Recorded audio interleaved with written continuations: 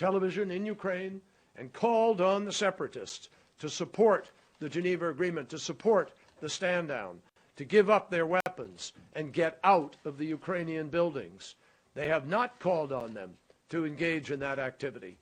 In fact, the propaganda Bullhorn, that is the state-sponsored Russia Today program, has been deployed to promote, actually Russia Today Network, has deployed to promote President Putin's fantasy about what is playing out on the ground. They almost spend full time devoted to this effort to propagandize and to distort what is happening or not happening in Ukraine. Instead, in plain sight, Russia continues to fund, coordinate, and fuel a heavily armed separatist movement in Donetsk.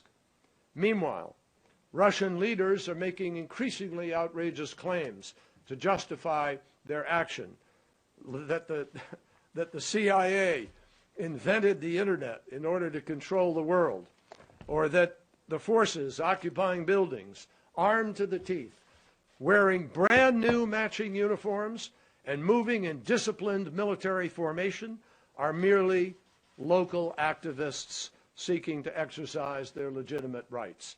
That is absurd, and there is no other word to describe it. But in the 21st century, where every citizen can broadcast messages, images, and video from the palm of their hand, no amount of propaganda is capable of hiding such actions. No amount of propaganda will hide the truth, and the truth is there in the social media and across the pages of newspapers and in the video of televisions for all of the world to see. No amount of propaganda can withstand that kind of scrutiny today. The world knows that peaceful protesters don't come armed with grenade launchers and automatic weapons, the latest issue from the Russian arsenal, hiding the insignias on their brand new matching military uniforms, and speaking in dialects that every local knows comes from thousands of miles away. The world knows that the Russian intelligence operatives arrested in Ukraine didn't just take a wrong turn on the highway. In fact, we have seen soldiers wearing uniforms identical to the ones Russian soldiers wore in Crimea last month. As international observers on the ground have borne witness, prior to Russia's escalation, there was no violence.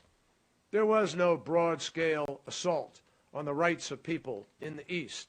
Ukraine was largely stable and peaceful, including in the South and the East. Even as we were preparing to meet in Geneva, we know that the Russian intelligence services were involved in organizing local pro-Russian militias. And during the week leading up to the Geneva meetings, separatists seized at least 29 buildings. This is one more example of how Russia is stoking the very instability that they say they want to quell.